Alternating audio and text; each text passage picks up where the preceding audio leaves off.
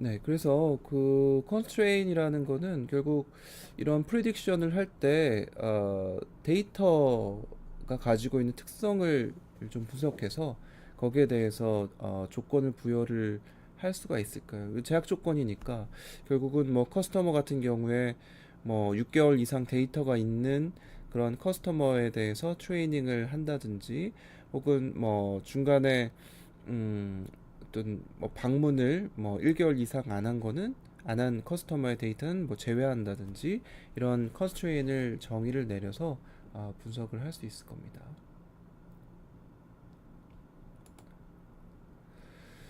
그렇게 되면 이제 목적이 아까 우리가 얘기한 것처럼 프리딕션 하는 데 있어서의 아웃풋을 아웃컴 또는 아웃풋을 이제 정의를 내야 되겠죠. 그래서 우리의 목표는 커스터머가 어떤 디파트먼트에서 다음에 구매를 할 수 있을까, 혹은 커스터머가 5번 이상 넥스트 먼스에 퍼체스를 할 것인가 이런 이제 목표를 세우게 될 거예요. 그래서 뭘 볼 것이냐라는 것들이 정해지겠죠. 그래서 그거를 요런 데이터를 먼저 레코드를 보면서 이제 준비를 해서 분석을 하게 되는 거고요. 그러기 위해서는 이제 네 가지 정도의 컴포넌트를 분석을 해볼 수 있을 텐데, 요 케이스에서는 이제 특히 온라인 비즈니스에서의 케이스는 이렇게 네 가지 정도를 얘기할 수 있겠어요. 다른 템포럴 데이터 분석할 때는 좀 다를 수도 있겠는데, 특히 우리는 이제 온라인 상점을 이그젠플로 정했으니까 이제 첫 번째로 엔터티 커스터머에 대한 아이디가 들어가겠고요. 이거는 뭐 다른 케이스에서도 일반적이겠죠. 그다음에 두 번째 타임 베링 컬럼이라는 건데, 요거는 이벤트 타입이 이게 컬럼이라는 얘기니까 이런 식으로 이제 어, 행이죠. 열인가요? 이렇게 위쪽으로 쭉 올라가는 컬럼을 얘기하는 건데, 다음 페이지에 보시면 아실 거예요. 그래서 이거는 그냥 브라우즈만 했는지 아니면 뭐 실제 체크아웃까지 했는지 이런 것들을 이제 이벤트로 그림으로 컬럼을 만들어 주게 되는 겁니다. 그래서 여러 가지 비헤이비어가 있을 테니까 그 이벤트가 단지 그냥 브라우징만 하는 데까지 끝나는가, 장바구니까지 넣는 데까지 갔는가, 체크아웃까지 했는지 이런 것들을 이벤트 타입으로 정의 내릴 수 있겠고요. 그 다음에 프레딕션 윈도우 며칠간을 분석해서 볼 건가. 그래서 이 사람이 다음 단계에서 구매를 어떻게 할 것인가라는 거를 앞에 어느 정도를 보고 예측할 것인가라는 것들이 결정이 되는 거고요. 한 30일 정도의 데이터를 쭉 분석을 해보면 그 다음 시점에서 이 사람이 살지 안 살지를 결정할 수 있다, 프리딕션 할 수 있다는 거고요. 그다음에 aggregation 펑션은 여기 안에 있는 30일 동안의 이벤트 타입들에서 나오는 데이터들을 쭉 봤을 때 체크아웃 이벤트의 토탈 넘버가 5보다 크다. 에그리게이션은 이제 더한다는 얘기니까 하나씩 하나씩 더해서 체크아웃의 이벤트가 하나하나씩 더해서 5보다 크게 되면은 우리는 이곳의 레이블을 뭐 1로 하겠다, 혹은 뭐 0으로 하겠다, 이런 것도 이제 결정이 되는 거죠. 그래서 템포럴 데이터를 분석할 때는 대부분 이런 네 가지 정도의 컴포넌트를 고려해서 분석을 하게 될 겁니다. 예를 들면 아까 우리가 본 거죠. 여기에 여기 플러스라는 거는 이제 결국 이 사람 30일간 데이터를 분석을 해봤더니 체크아웃 한 게 하나, 둘, 셋, 넷, 다섯, 여섯 번. 그럼 5번 이상 체크아웃이 돼 있으니까 이걸 애그리게이션 했을 때 이 사람은 다음 달에 T 플러스 1이라고 할까요? T 플러스 1번째 달에 퍼체스를 할 것이다.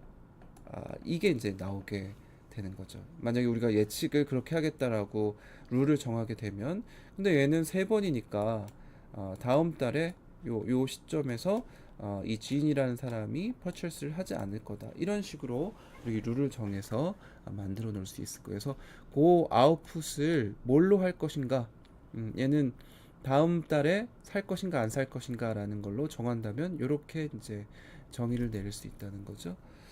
그래서 그거의 프로세스는 타임 베링 그 컬럼 이거를 아웃풋을 그 뽑아내기 위해서 일단 타임 베링 컬럼을 이제 그려 놓는 거죠. 그 다음에 aggregation 펑션을 적용해서 몇 번 체크아웃을 했는가라는 것들을 구하게 되고, 그거에 대해서 aggregation 펑션 타임 피리어드를 30일을 정의를 하게 되는 겁니다. 그래서 그걸 가지고 aggregation 펑션보다 높은가 안 높은가라는 것들을 분석해서 결정을 내리게 되는 거고요. 만약에 이 aggregation 펑션에서 바뀌어줘야 되는 파라미터들이 있다면, 예를 들어 아까 5번 이상이라고 했는데 그게 아니고 우리는 그냥 뭐 3번 이상으로 변화하겠다라고 하면 중간중간에 그 변화를 시켜서 진행할 수 있도록 만든다는 거죠.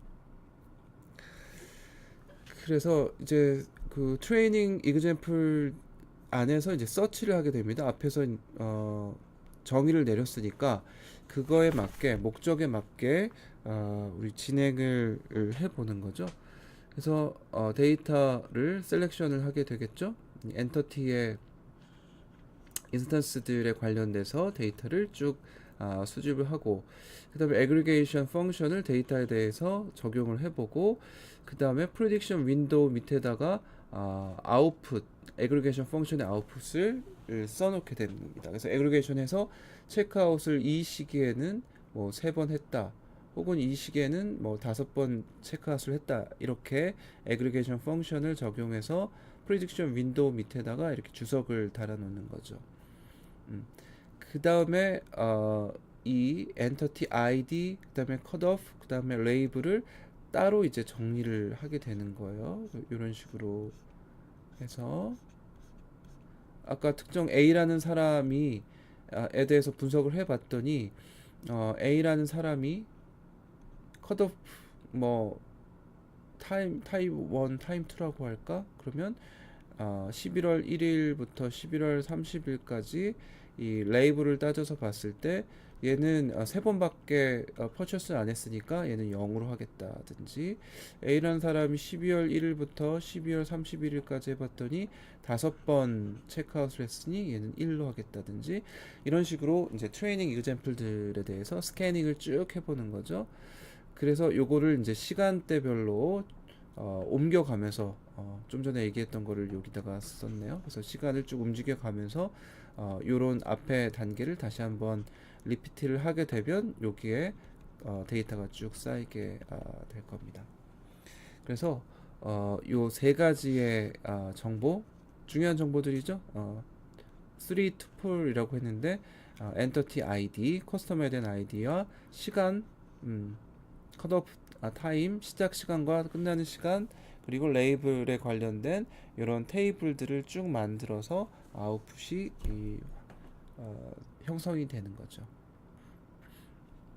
그래서 아까 우리가 설명한 것들을 여기다 보면 이제 프리딕션 윈도우를 왼편에서 오른편으로 쭉 이동시켜 가면서 분석을 하는 거예요. 그래서 여기 앞 같은 경우에 한 달 동안 30일 동안 해봤더니 이런 purchase 체크아웃을 많이 해서 얘는 1이고, 얘는 몇 번 체크아웃을 안 해서 0이고, 이런 식으로 프레딕션 윈도우에 따라서 레이블을 정해주게 되면 이 진이라는 사람이 시간이 지남에 따라서 레이블이 어떻게 되는지를 과거에 트레이닝 세트를 쭉 만들어 놓게 되는 거죠. 좀 전에 얘기한 거하고 이제 비슷합니다. 요게 이제 레이블을 이런 식으로 쭉 만들겠다라는 거고요. 프레딕션 윈도우를 30일로 정하고, 얘 같은 경우에는 뭐 레이블이 0이고 레이블이 1이겠죠. 여기 6개, 7개인가 6개죠. 그리고 얘도 2개니까 레이블이 0이고, 이런 식으로 요 트레이닝 그 데이터에 대해서 쭉 뽑아내고, 얘네들의 패턴을 보고 그 다음 단계에서는 이제 구매를 할 것인가 안 할 것인가 라는 거를 이제 예측을 하게 될 거예요. 그래서 이제 보는 거죠. 레이블이 이 앞 단계에서 몇 번 어떤 행동들을 했을 때 레이블이 어떻게 되는가, 그 다음 단계 시기에 레이블이 어떻게 되는가 라는 것들을 쭉 분석을 해줄 거예요. 그래서 이거는 그냥 랜덤하게 만든 거라서 뭐 패턴을 볼 수는 없는데, 앞단에 요런 그 데이터들을 쭉 머신러닝을 한다면 그 데이터를 쭉 넣고, 그 다음 시기에 레이블이 어떻게 될지, 퍼체스를 얼마나 할 것인지를 보고, 또 여기에 그 패턴을 본 다음에 다음 시기가 어떻게 될지, 이런 것들을 모델에다 집어넣어서 예측을 하게 되겠죠. 근데 우리가 이제 중요한 거는 리드 타임 같은 것들이 실제 스트래티지에서는 조금 중요하게 활용이 될 수가 있어요. 왜냐하면 이 프리딕션을 한 이후에 우리가 뭔가를 준비해서 이 사람들한테 프로모션을 해야 되기 때문에, 이 프리딕션 윈도우의 앞쪽에 얼마 시간을 잡아서 우리 생산 관리할 때 리드 타임 인도 기간이 있는 것처럼 예측에서도 인도 기간이 필요하다는 거죠. 그래서 프리딕션을 하기를 원하는 요 시기보다 앞단에 어느 시기까지 이 예측이 결과가 나와야 될 것인가를 정해주는 거를 리드 타임이라고 얘기를 합니다. 그래서 프리딕션의 마지막 그 엔드 유즈, 그러니까 프리딕션한 결과를 가지고 이제 사용을 해야 될 텐데, 그거하고 이 인도 기간 리드라는 게 좀 연결이 돼 있다라는 거고요. 그래서 어떤 데이터를 우리가 활용을 하는가, 또 우리가 사용할 수 없는가라는 것들을 이제 우리 임플리케이션을 가지고 트레이닝 할 수 있도록 만들어주게 되는 거죠. 그래서 우리가 어떤 딜을 그 각각 사람들한테 어떤 딜을 프로모션 딜을 해줄 것인가 디자인하기 위해서는 시간이 좀 필요하기 때문에, 각각의 사람들한테 커스터마이즈된 딜을 하려면은 이 리드 타임이 좀 필요하다. 그래서 프리딕션 윈도우즈가 시작되는 거보다 우리 일주일 전에 프리딕션이 마무리가 돼야 된다는 거죠. 그래서 첫 번째 달에 우리 예측하고자 하는 요 달의 첫 날짜, 요거 뒤에 이제 첫 번째 펄처스가 일어나게 될 텐데, 그 전에 어디선가 이 분석이 끝난 다음에 준비하는 기간이 필요하고, 그 다음에 이제 그걸 가지고 이 사람이 더 많이 펄처스 할 수 있도록 만들어줘야 되는 요런 시간을 고려를 해줘야 된다는 거예요. 그래서 리드 타임은 우리가 요 7월 24일 시점에서 이 사람이 한 달, 며칠 뒤에, 일주일 뒤에 8월 한 달 동안 어떤 그 구매를 할 수 있을까라는 것들을 예측을 해서, 요 시점에서 이제 그 커스터마이즈 되어 있는 딜을 사람들한테 오픈을 시켜주게 되면 요 일주일 정도 지난 이후에 사람들의 퍼체스가 훨씬 더 많이 될 수 있도록 그렇게 예상을 해주게 된다는 거죠.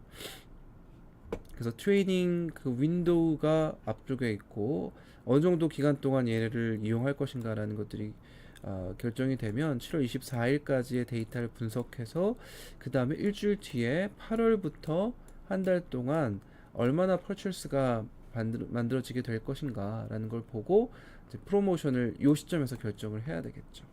그래서 얘들 분석해 봤더니 8월 한 달 동안 레이블이 1이다, 퍼체스 많이 하게 될 거다, 그러면 그거를 먼저 프리딕션 한 결과를 가지고 딜을 어떤 딜을 해주면 요게 현실화 될 것인가, 혹은 훨씬 더 많은 퍼체스를 하게 만들 것인가 라는 것들이 이제 정해질 수 있겠죠.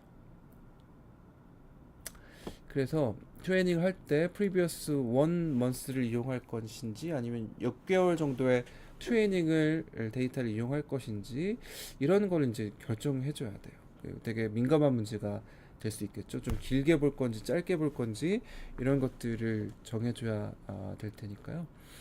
그래서 우리가 프리딕션 하고자 하는 아웃풋이 뭔지 고려를 좀 해줘야 되겠다. 그래서 이 섹터인 경우 되게 올더한 패턴들을 고려해 줄 수 있을 것인지, 그래서 최근의 패턴만 조금 더 많이 고려해서 분석해야 될 건가, 아니면 과거의 6개월간의 이 사람의 패턴들을 다 고려해 줄 필요가 있을 것인지, 이런 것들이 결정이 돼야 되겠죠. 그래서 각각 프리딕션 문제에 맞춰서 이런 기간 같은 것들이 결정이 돼야 된다는 거고요. 그 다음에 얼마나 많은 데이터가 리얼타임으로 확보가 될 수 있을 것인가에 따라서 디펜던트 하다는 거죠. 그래서 우리가 예측하고자 하는 거의 특성이 과거의 데이터를 다 보는 것이 적절한가라는 걸 한번 판단을 해서 넣을지 말지를 그 결정을 해야 된다는 거고요. 그 다음에 이 데이터가 리얼 타임으로 이 프로세싱 할 수 있는 그런 데이터를 가지고 있는가라는 거에 따라서 어, 좀 좌지우지 될 수가 있겠죠. 만약에 데이터가 뭐 되게 적다라고 하면은 가능하면 뭐 긴 기간 동안 수집한 것들을 분석하면 될 거고, 너무나 많다라고 하면은 뭐 굳이 6개월까지 데이터를 분석할 필요는 없겠죠. 그래서 데이터 양에 따라서 한 달짜리만 이용할 건지 6개월까지 다 포함시킬 건지 이런 것들을 볼 수 있겠고요. 이런 테크닉을 이용해서 뭐 우리 비즈니스에 적절한 그런 데이터들을 준비하고 분석을 할 필요가 있겠다라는 겁니다.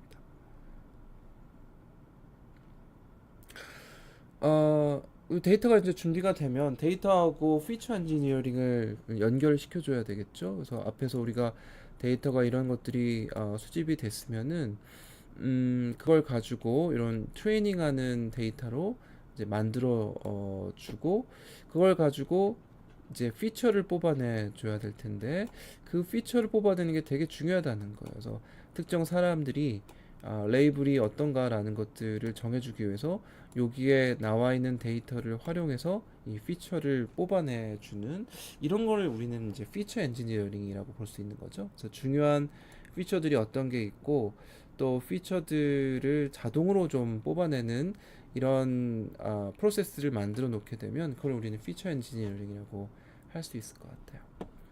그래서 정의를 좀 다시 한번 내려보면, 피처라는 거는 특정 엔터티의 정량적으로 메저러블한 프로퍼티를 우리 피처라고 얘기를 한다. 뭐 방문을 몇 번 했는가, 혹은 뭐 이 사람이 언제부터 언제까지 여기에 접속했는가, 뭐 이런 것들은 다 퀀터테이티블리 매주할 수 있는 것들이니까 그런 것들 이제 피처라고 얘기할 수 있겠고요.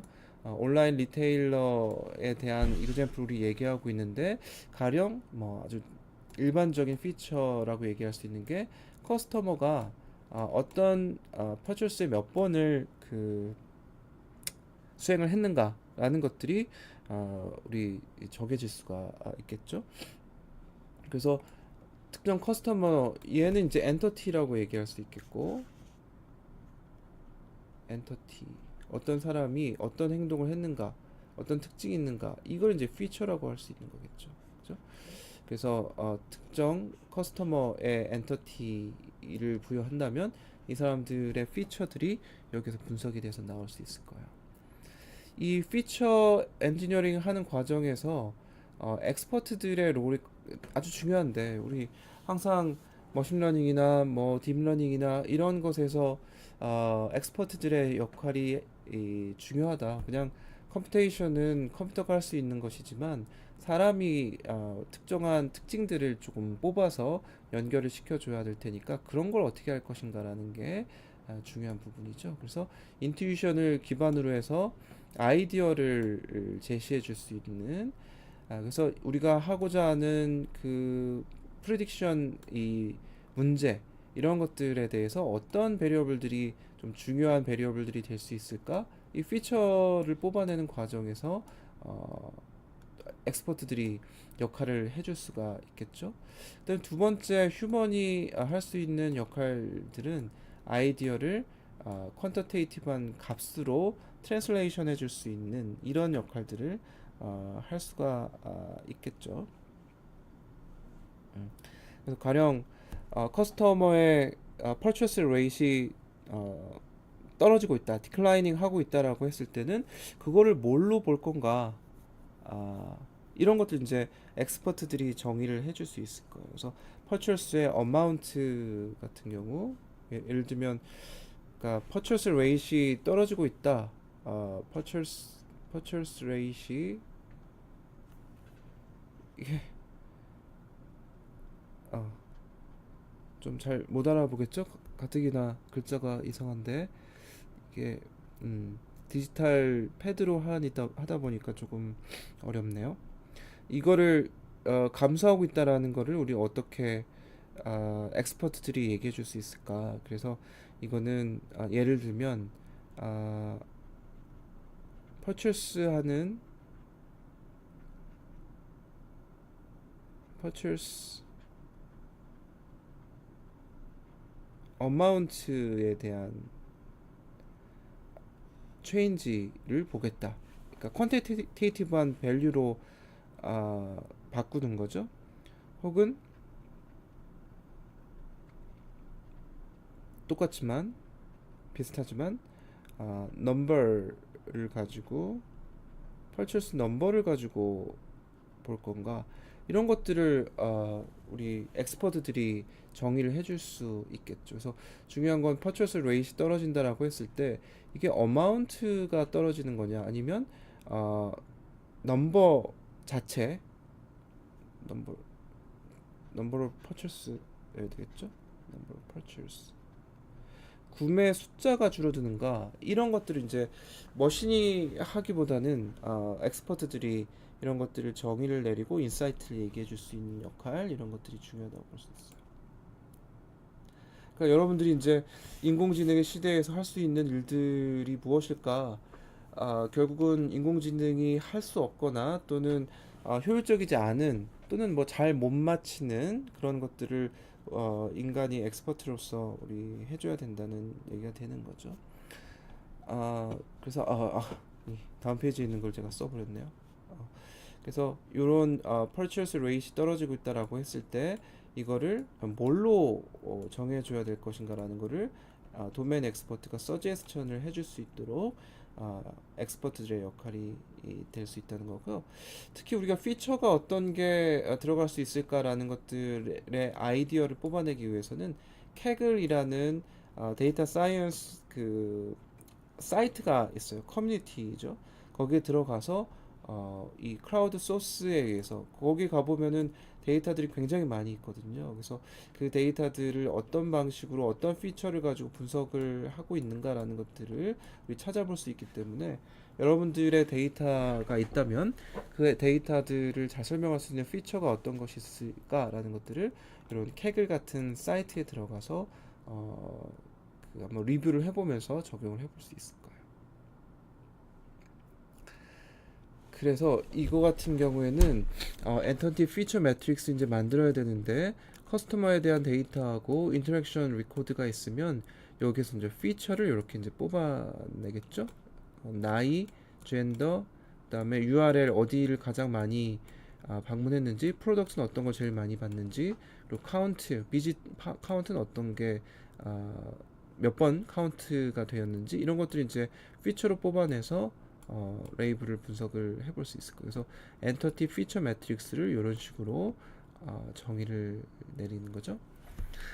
그랬을 때 아까 우리가 얘기한 데이터 사이언티스트들은 어떤 역할을 해줘야 될 것인가, 이 피처들이 어떤 게 중요할 것인가를 정의를 해줘야 되고 또 이미 있는 피처에 대해서 트랜스폼을 해서 조금 더 분석을 용이하고 효율적으로 할 수 있게 만들어 준다든지 또 피처를 애그리게이트 할 수 있는 그런 기준을 만들어 준다든지 이런 것들이 이제 데이터 사이언티스트들이 해야 되는 세 가지 역할이라고 볼 수 있겠습니다.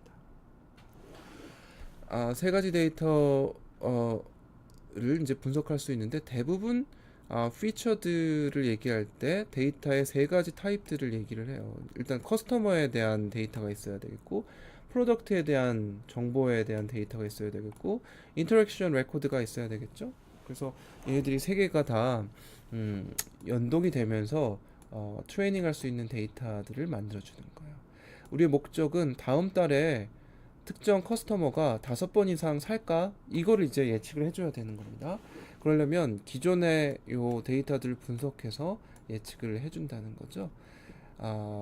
그래서 우리 고려해야 될 사항은 첫 번째, 각각의 커스터머들이 트랜잭션 테이블에 한 개 이상의 트랜잭션을 갖고 있어야지 이 사람에 대해서 예측을 해줄 수 있다는 거고요.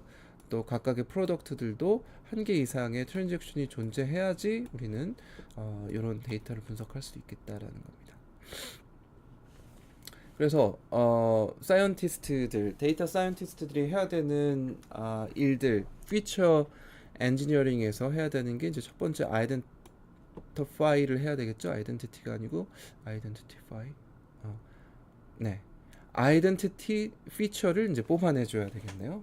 그래서 각각의 커스터머들의 아이덴티티를 얘기해 줄 수 있는 요 피처를 뽑아내줘야 되겠죠. 커스터머의 그 테이블에서는 이런 게 이제 이 사람이 사는 장소, 그리고 나이, 그리고 성별, 이런 게 중요하다라고 하면 아이덴티티 피처가 될 수 있는 거예요. 그래서 얘들은 각각의 엔터티티를 설명해 줄 수 있는 아이덴티티 피처가 되는 거고요. 그 다음에 트랜스포머 피처라는 거는 뭔가 이제 변형을 시켜주는 거죠. 기존에 있는 칼럼에서 얘들을 트랜스폼을 해서 다른 값을 가져서 갖게 함으로써 간단하게 만들던가, 조금 컴플렉스한 오퍼레이션이라고 썼는데, 간단한 오퍼레이션일 수도 있고 컴플렉스한 오퍼레이션에 의해서 밸류를 뽑아낼 수가 있을 거예요. 예를 들면 아까 우리가 봤던 거는 여기까지의 데이터죠. 그 중에 age를 버켓으로 만들어서 얘는 2라고 하면 아마 20대 또는 30대를 하나의 버켓으로 넣은, 그래서 2라는 거는 20, 30대 로 트랜스폼을 해주는 거고, 만약에 뭐 13살이다라고 하면 얘는 뭐 1이라는 버켓에 넣어주고, 좀 간단한 그 값을 가질 수 있도록 그렇게 트랜스폼을 해준 거죠. 조인을 언제 했을까? 얘들은 8월에 했는가 9월에 했는가, 이런 달로 트랜스폼을 해주는 거예요. 그래서 대부분 뭐 복잡한 수식에 의해서 트랜스폼을 해줄 수도 있지만, 가능하면 이런 식으로 이제 어느 카테고리에 속하는가라는 걸 보고 트랜스폼을 해줍니다. 그 다음에 aggregate feature라는 거는 이제 더해주는 거죠. 가이라는 사람이 몇 번 접속을 했는가, 혹은 몇 번 체크아웃을 했는가 라는 것들을 카운팅을 해주게 되는 겁니다. 그래서 가이라는 사람이 이렇게 이런 시간 동안 접속을 해서 체크아웃을 2번 했다라고 하면, 이 카운트는 가이라는 사람이 퍼체스한 숫자가 여기 카운트에 들어가서 2라는 걸로 이제 애그리게이션 더해주는 방식으로 진행이 되는 거죠. 그래서 트랜스폼은 각각의 데이터가 가지고 있는 거를 다른 그런 값으로 변형을 해주는 거고, 애그리게이트라는 거는 이게 누적적으로 몇 번 그런 이벤트가 발생했는가라는 것들을 보여주는 거를 얘기를 하고 있어요. 얘들은 앞에선 카운트만 했지만 얘네들은 뭐 비율로 표현을 해줄 수 있는 거죠. 그래서 카운트는 이렇게 돼 있고, 체크아웃이라는 카운트의 비율로 애그리게이션 해줄 수 있을 거고, 뭐 카운트도 그런 식으로, 브라우즈도 그렇고, 뭐 나머지도 이런 비율로 또 표현을 해줄 수 있을 겁니다. 그런데 이제 피처를 아무런 베이스 없이 뽑아내면 또 어려우니까 이거를 미리 정의해 놓은, 일종의 라이브러리 형태로 정의해 놓은 것들이 있어요. 그래서 Deep Feature Synthesis라는 이런 그 메소드는 데이터 사이언티스트들이 새로운 문제를 접할 때 이걸 이제 소프트웨어로 활용해서 이런 기존에 있는 것들을 이제 이용할 수 있게 하면 좋겠다라는 것들이 이 Deep Feature Synthesis의 목표가 되는 거죠. 그래서 제너럴라이즈 시켜줄 수 있으면 좋겠다. 일반적으로 활용되는 피처는 미리 정의를 좀 내려주면 좋겠는데 라는 거고요. 여러 개 테이블로부터 템포럴 데이터에 그 피처들을 제너럴라이즈를 자동적으로 해주기 위해서 이런 Deep Feature Synthesis라는 거를 알고리즘을 이용을 하게 됩니다. 그래서 데이터베이스가 있으면은 요걸 가지고 프리머티브라는 거는 일종의 라이브러리 같은 거예요. 그래서 기본적으로 활용되는 그런 피처들을 정의를 해 주는 방식인 거죠. 그래서 우리가 데이터가 있다라고 하면 데이터를 집어넣게 되면 이 딥 피처 신세시스가 이런 피처를 뽑아내 주는, 우리 테이블에 데이터가 쭉 있으면은 이거를 미리 정의해 놓은 프리머티브스에 의해서 피처를 뽑아내주는 방식을 얘기를 하고 있어요. 그래서 프리머티브라는 거는 리유저블한 펑션을 얘기하고 있는 건데 결국 얘네들이 가지고 있는 피처들을 특정 테이블에 적용을 해서 이미 정의되어 있는 것들을 다시 사용할 수 있도록 만들어주는 거를 프리머티브라고 얘기를 합니다. 그래서 인풋에 대해서 미리 스페시파이를 한 타입들을 정의해 놓는 거죠. 뭐 카운트라는 거를 정의를 할 수 있겠죠. 그런 식으로 이제 카운트 같은 것들이 일종의 프리머티브라고 얘기를 할 수가 있어요. 그래서 이런 인풋을 미리 정의해 놓은 것으로부터 아웃풋의 값을 리턴을 해주는 이런 것들을 얘기를 해줍니다. 예를 들면 이런 거죠.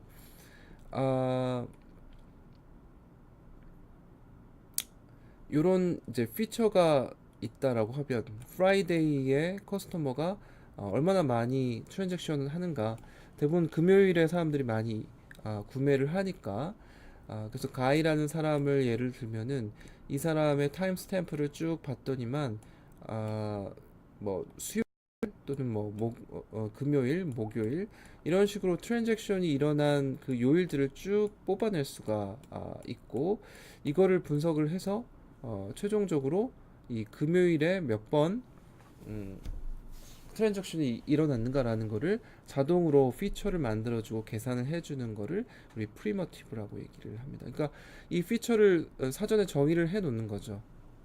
금요일에 트랜잭션이 몇 번 일어나는가라는 거를 먼저 이렇게 오라는 거에 의해서 정의를 해주게 되면 이걸 갖고 와서 바로 쓸 수 있도록. 그러니까 우리가 데이터베이스에 테이블만 있으면은 그 테이블을 우리 인풋에 시켜 놓으면 이미 사전에 정의되어 있는 어떤 라이브러리에 있는 것들을 활용해서 우리한테 이제 피처를 뽑아서 그 값과 함께 전달을 해주게 되는 방식이 Deep Feature Synthesis라는 알고리즘입니다.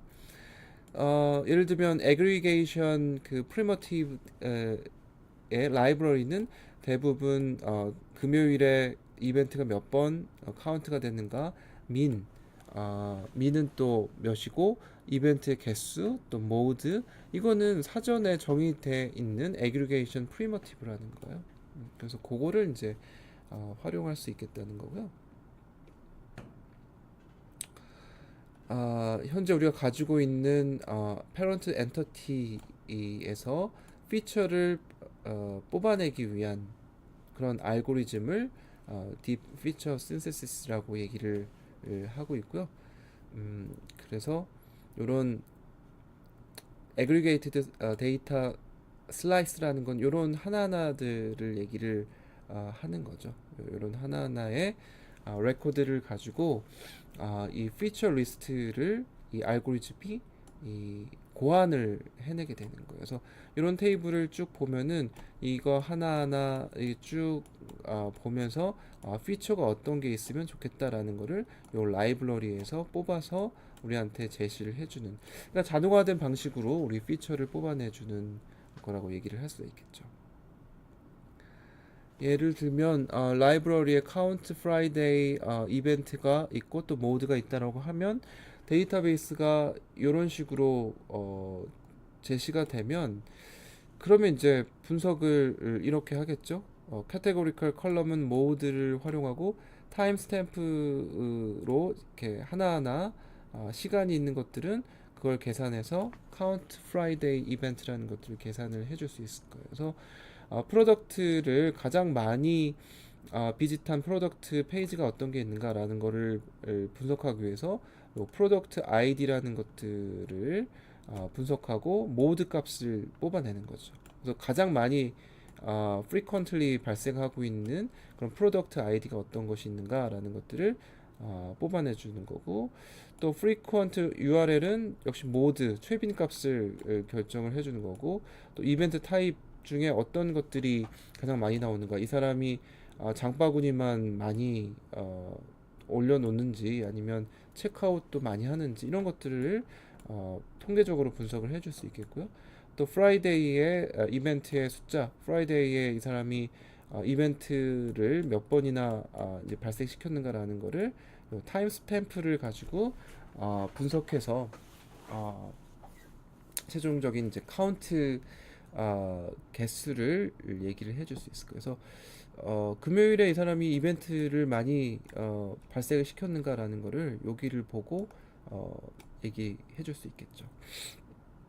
이렇게 되면 이 DFS라는 이런 알고리즘은 이런 원래 자기가 정의해 놓은 프리머티브에 의해서 요 레코드를 분석하고 거기에 맞게 이 피처들을 이런 피처들을 다 뽑아서 우리한테 전달을 해주기 때문에 뭐 굉장히 유용한 방식이라고 얘기할 수 있겠어요. 그러니까 우리는 편한 거죠. 피처를 전문가가 정의를 하지 않아도 기본적인 피처들을 이렇게 뽑아주니까 좀 편하게 분석을 할 수 있을 겁니다. 그리고 이 새로운 피처들을 제너레이트 할 수 있도록 기존의 existing ones를 분석해서 컴퓨테이션에서 새로운 피처들을 뽑아내 줄 수 있도록 해주는 것까지 하는 거죠. 그 리저널 테이블이 있으면 그걸 활용해서 다른 피처들을 뽑아내 준다는 거예요. 그래서 커스터머들이 리전 아이디가 있으면 요것들에 의해서 이제 타임 그리고 뭐 요것에 뭐 이벤트 타입 이런 것들의 인터랙션 레코드가 있으니까 요 커스터머 테이블을 활용해서 커스터머 테이블에는 요런 리전 아이디가 있으니까 어떤 지역에서 사는 사람들이 이벤트를 어떤 거를 많이 하더라. 예를 들어 노스에 사는 사람들은 브라우즈를 많이 한다든지 웨스트에 사는 사람들은 체크아웃을 많이 한다든지 이런 것들을 새로운 피처를 가지고 값을 줄 수가 있을 거라는 거죠. 그래서 리전 데이터를 이 커스터머 데이터하고 또 인터랙션 레코드를 가지고 각각 노스 또는 노스 웨스트 이런 쪽의 사람들이 프라이데이에 어느 정도 이벤트 카운트가 있는가 요것들을 이제 통계치로 보여줄 수 있도록 피처를 뽑아내 줄 수 있다는 거예요. 그렇게 되면 이제 뭐 어느 정도는 예측을 하는데 활용을 할 수가 있겠죠. 자, 스태킹이라는 게 바로 이런 뉴 피처를 뽑아내주는 방식을 얘기하는데요. 기존에 만들어져 있는 이 피처를 가지고 새로운 피처를 뽑아내주는 이런 프로세스를 우리는 스태킹이라고 얘기를 합니다. 아까 우리가 얘기했던 것처럼 이 커스터머의 그 카운트 프라이데이 이벤트를 활용해서 뭐 리존의 이 피처를 거기다가 그 연결을 시켜준다든지 리존에 관련된 원래 리존에 무슨 데이터가 없었는데 새로운 피처를 추가를 시켜주는 거죠 리존에. 그래서 그런 식으로 제안을 해줄 수가 있어요. 우리 모델링 그리고 평가하는 그런 그 방식은 결국 이런 거죠. 우리의 문제는 어떤 커스터머가 다음 달에 5개 이상의 구매를 할 것인가 라는 것들을 이제 평가하는 거고요. 그거는 바이너리 클래시피케이션 문제가 될 거예요. 그래서 맞는가 틀리는가 이런 것들을 정해주는 거고, 클래시파이어들이 활용이 될 수가 있겠죠. 그런 다음에 아이덴 그 인덱스를 정해서 first negative냐, first positive냐, precision이냐, recall이냐, F-score냐 이건 우리 클래시피케이션 챕터에서 얘기를 했으니까 이런 기준을 가지고 평가가 잘 됐는가라는 것들을 얘기를 해줄 수 있을 겁니다. 그래서 얘네들이 이 기존의 데이터들을 각각 분석을 해서 레이블을 붙여주고 실제로 그 레이블이 맞았는가 틀렸는가라는 거를 이런 컨퓨전 매트릭스를 만든 다음에 평가를 해줄 수 있을 거예요. 그래서 이런 경우에 우리 모델링 하는 데 있어서의 이슈들은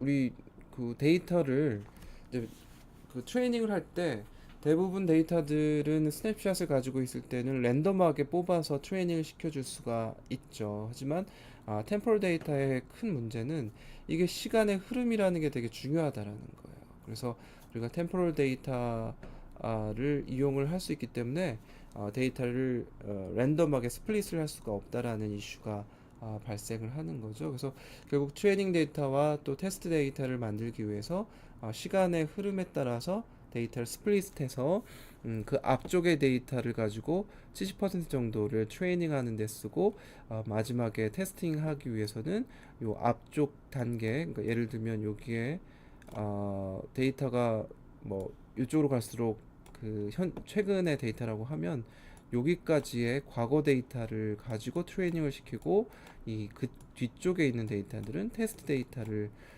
정해서 그렇게 평가를 해주는 방식으로 진행하는 게 맞겠죠. 그래서 템포럴 데이터의 적용은 이렇게 랜덤하게 뽑아서 분석을 할 수가 없다. 여러분들이 트레이닝 데이터 셋을 정할 때 이 앞쪽에서 우리 트레이닝 데이터 셋을 정할 때 이 중간에 있는 것만 뽑아가지고 뭐 평가를 한다든지 이래서는 안 된다는 거죠. 그래서 이 앞쪽에 데이터까지 예를 들면 여기까지는 트레이닝 데이터가 되고 이쪽부터는 뭐 테스트 데이터로 한다든지 이런 식의 어떤 데이터에 관련된 이슈가 있기 때문에 그런 방식으로 이제 적용을 해주면 될 것 같아요. 네, 템포럴 데이터 분석에 대해서 어떻게 프리딕션 할 것인가라는 거를 이 챕터에서는 우리 같이 얘기를 해봤습니다. 아, 제가 그림에서 보여드린 거는 되게 이제 심플한 거죠. 트레이닝 데이터를 앞쪽에 어떻게 정할 것인가라는 거를 얘기를 했고, 어, 아까 우리 어디 있을까요? 데이터를 쭉 보면은 이런 아, 칼럼을 만들어서 요런 데이터죠. 요런 칼럼을 만들어서 이제 트레이닝을 하는 데이터를 우리 정했던 거고 그거를 이제 어, 트레이닝 데이터를 집어넣어서 얘들이 TC 요 뒤쪽에 퍼처스를 할 것인가 말 것인가 혹은 뭐 퍼처스의 개수가 5개 이상이 될 것인가 아닐 것인가 이런 것들은 바로 여기 앞에 있는 데이터를 분석해서 뒤쪽에 클래시피케이션 하는 클래시파이어를 우리 뭐 SVM이나 등등 여러 것들을 우리 정의를 내렸으니까 앞쪽에 뭐 한 달 또는 2달 데이터를 트레이닝해서 뒤쪽에 지금 우리가 분석하고자 하는 시기에 어디에 클래시피케이션이 될 건지 퍼처스 할 것인가 말 것인가 이렇게 나누든지 아니면 퍼처스 하는 개수들을 예측을 해서 5개 이상은 레이블 1으로 주고 그렇지 않은 거는 레이블 0를 준다든지 이런 식으로 앞에서 우리가 배웠던 클래시피케이션 알고리즘을 이용해서 얘들 진행을 할 수 있을 겁니다. 그래서 여러분들이 이런 어떤 그 프로세스를 가지고 좋은 피처를 정의한 다음에 그걸 가지고 우리 예측을 할 수 있도록 그렇게 디자인을 해보고 한번 여러분들이 시행을 해보십시오. 네, 수고했습니다.